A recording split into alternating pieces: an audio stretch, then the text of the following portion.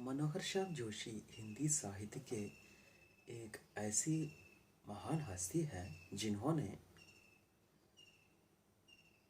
लेखक की अभिव्यक्ति की स्वतंत्रता प्रदान करने की दिशा में टेलीविज़न को एक सशक्त माध्यम मानकर अपनाया है। भारतीय टेलीविज़न के पहले सोप ओपेरा हम लोग के लेखक के रूप में आप विख्यात है। धर्मयुग अज्ञेय के संपादन में निकलने वाली दिनमान पत्रिका, हिंदुस्तान टाइम्स समूह की प्रसिद्ध पत्रिका साप्ताहिक हिंदुस्तान एवं अंग्रेजी पत्र वीकेंड रिव्यू के संपादन कार्य में उन्होंने महत्वपूर्ण योगदान दिया है। कुरु कुरु स्वाहा, कसब, आर्या, हरक्यूलिस की हैरानी, हमजा, टट्टा प्रोफेसर, कैसे छूटा हुआ परमात्मा जैसे कई उपन्यास, नेताजी कहें उस देश का यारो क्या कहना जैसे व्यंग्य संग्रह, बातें मुलाकातें नामक साक्षात्कार, बातों बातों में नामक साक्षात्कार, 5 बेहतरीन कहानियाँ, मनोहर श्याम जोशी की संपूर्ण कहानियाँ जैसे कहानी संग्रह, कर्माचली कविताएं, सिनेमा पटकथा लेखन के क्षेत्र में एक परिचय जैसे कई साहित्यिक रचनाएं हिंदी साहित्य को आपके द्वारा मिला है। भ्रष्टाचार, अपू राजा, हे राम, जमीन आदि आपके फिल्म है। बाल साहित्य के क्षेत्र में भी आप विख्यात हैं। आवो करे चांद की सैर आपकी बाल साहित्यिक रचना है।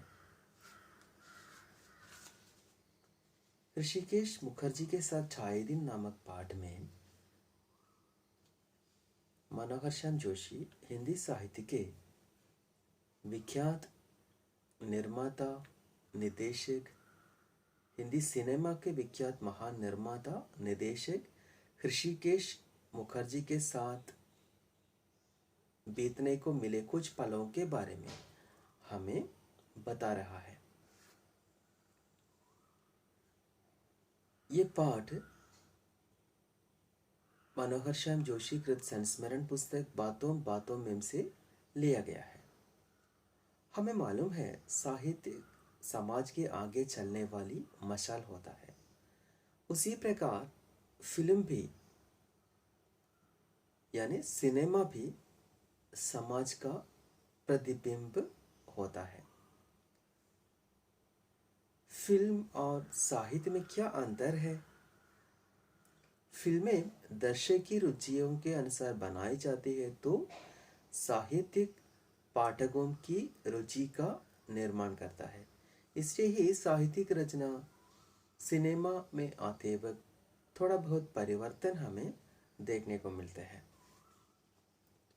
सिनेमा एक ऐसा माध्यम है जिसमें समाज का यथार्थ और आदर्श प्रस्तुत किया जाता है।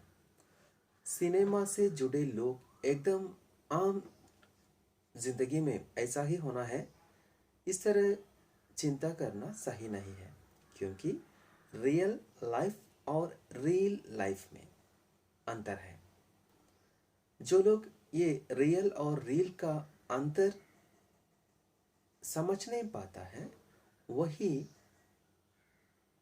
ढेर सारे समस्याओं में पड़ जाते हैं। पर्दा पर जो दिखता है पर्दा के बाहर वैसा ही हो यह जरूरी नहीं है, यह हमें समझना चाहिए।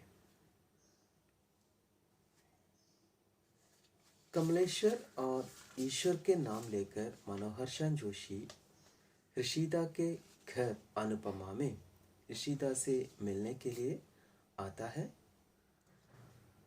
अपनी कुछ रचनाएं सिनेमा में बदलने की कुछ बातें करने के लिए ऋषिदा से मिलने मनोहर श्याम जोशी आता है। उस समय वहाँ क्या क्या हो रहा है इसका वर्णन इस आलेख में किया है। ऋषिता के व्यक्तित्व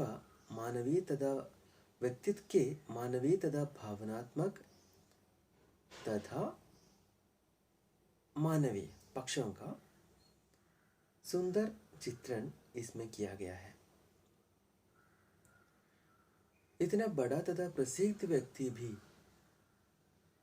किस प्रकार अवसरवादियों और चापलूसों से घिरा हुआ है, इसकी सूचना इस आलेख में किया गया है।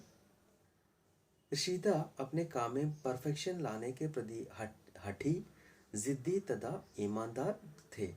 इसलिए ही ऋषिता के फिल्में एक से बढ़कर एक अच्छा निकलता है। वह व्यवहार कुशल है, सबकी सुनते हैं, सबकी राय तथा विचारों का स्वागत भी करते हैं, लेकिन समझौता नहीं करते, अपनी शर्तों पर जीते हैं। वह बीमार भी है, लेकिन फिर भी दूसरों से अपनी बात मनवाने के लिए लगातार जूझते रहते हैं। साहित्य में सब कुछ लेखक तय करता है, लेकिन सिनेमा में ये तय करने का अवकाश जो है वह दर्शकों का है। ऋषिता अपने यूनिट के लोगों को पारिवारिक प्राणियों की हैसियत से रखते हैं और शतरंज के शौक होने के कारण शतरंज भी उनके यूनिट के लोगों को सीखना पड़ता है, और बंगाली भाषी होने के कारण बंगला भाषा भी सबको सीखना पड़ता था। इस तरह ऋषिता के विभिन्न चेहरा हमारे सामने मनोहर सेन जोशी जी प्रस्तुत किया है। एक निदेशक को साहित्य के विभिन्न क्षेत्रों में हो रहे हलचलों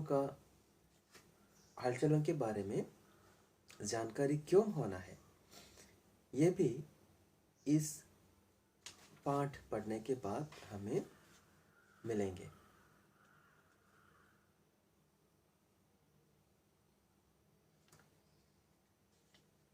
निर्माता के आदमी अपने फिल्मों में भाग लेने के लिए स्टारों को लाखों रुपया देने के लिए तैयार होता है, लेकिन निदेशक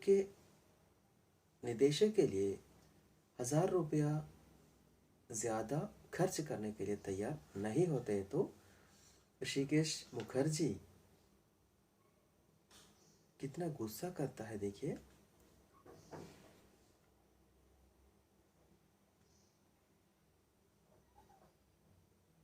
अभी स्टार को 5 लाख रुपया देने का होगा तो सकेगा, हाँ।